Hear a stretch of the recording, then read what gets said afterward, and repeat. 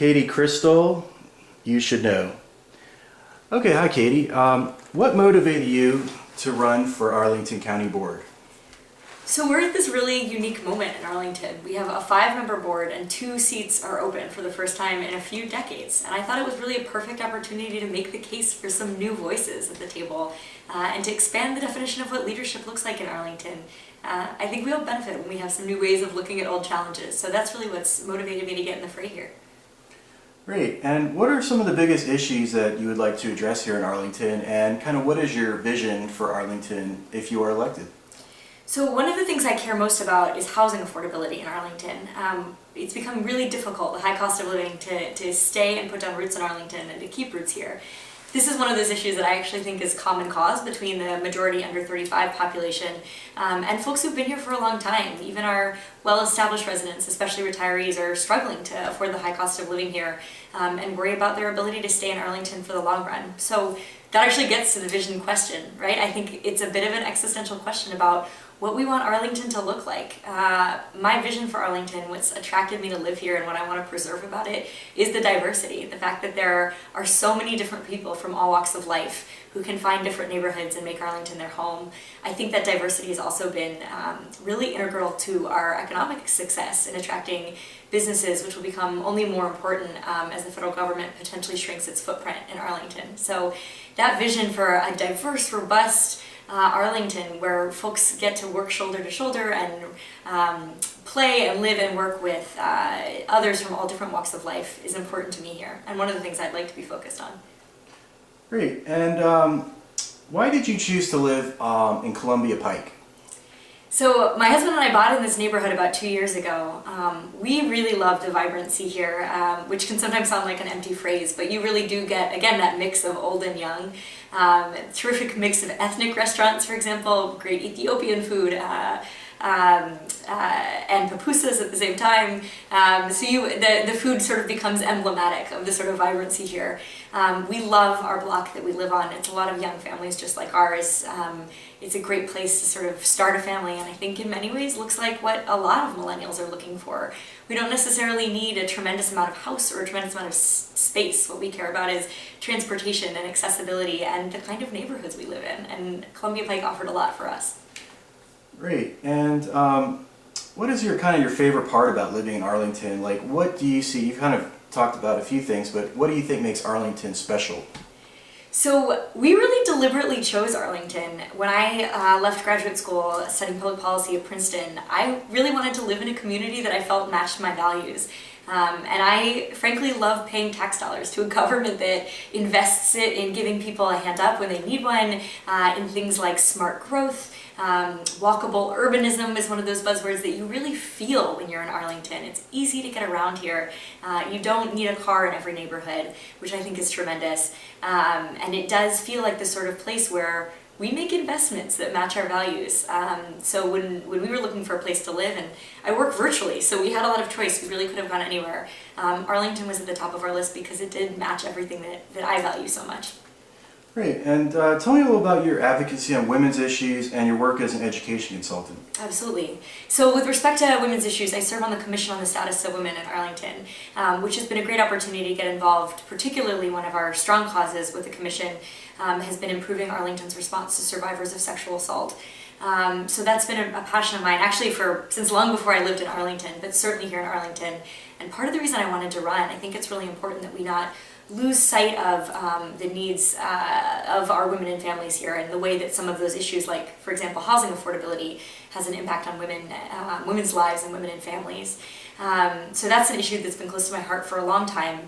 And then I work in education policy and have done so for a number of years, working with states and districts all around the country, doing a lot of sort of strategic planning, resource allocation, community engagement. So it's sort of that skill set that I think is really relevant to our local government, and obviously is a tremendous passion of mine. I care a lot about, for example, anti-poverty programs, and in many ways education and quality teaching especially is the best anti-poverty program we've got. So that really is a deeply held passion for me. here in Arlington, I've been a volunteer for a number of years at Randolph Elementary School, which is a remarkable school just down the block here off Columbia Pike. And I've served as an appointed member on the Advisory Council on Instruction, which is a Arlington Public Schools body of parents, community activists, and experts helping set some direction for instructional priorities for the schools. Great. And how did you meet your husband? Steve and I went to the University of Virginia together, and we actually met in a play, in a production of Cyrano de Bergerac. Both of our first years at the university, that we ended up dating some years later after being friends.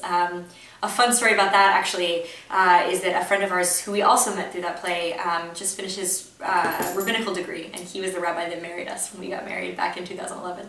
Oh, great. Is your husband involved in your campaign?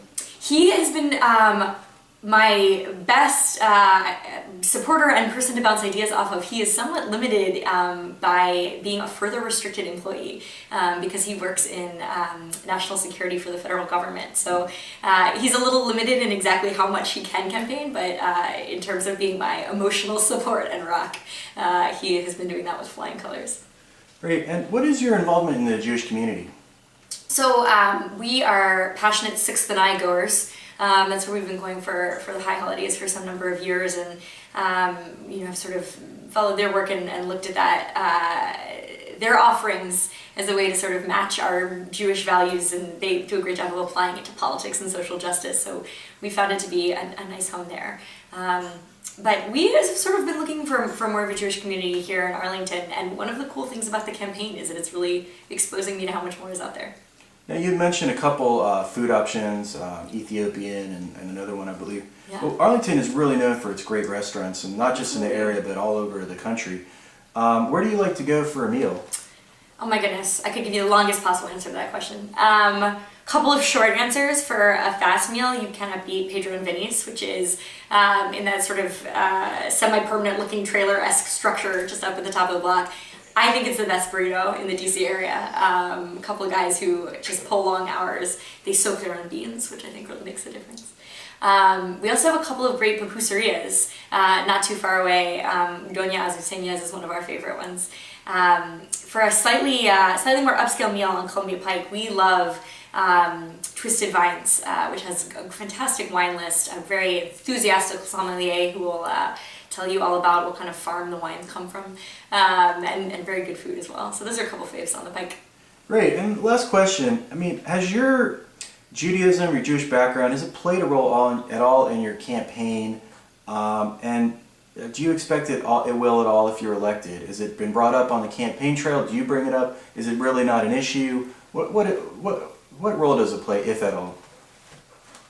One of the neat things I think about running for public office is that it kind of forces you to make explicit your most deeply held assumptions. And so it took me a few weeks to realize I should be talking about why I care about housing affordability and diversity, and why I care about education as a lever for social justice. And those things really do start with my Jewish identity.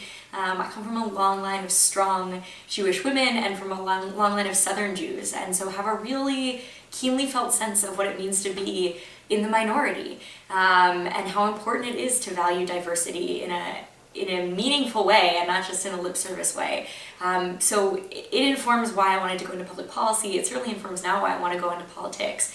I mentioned earlier that it feels like Arlington is a community where we can live our values, and those values start with my Jewish identity. The other thing I would say on a much more superficial level is it's been great to see a lot of misses. We're out knocking a lot of doors. That's what we spend a lot of our time doing, talking to neighbors, and so I get very excited.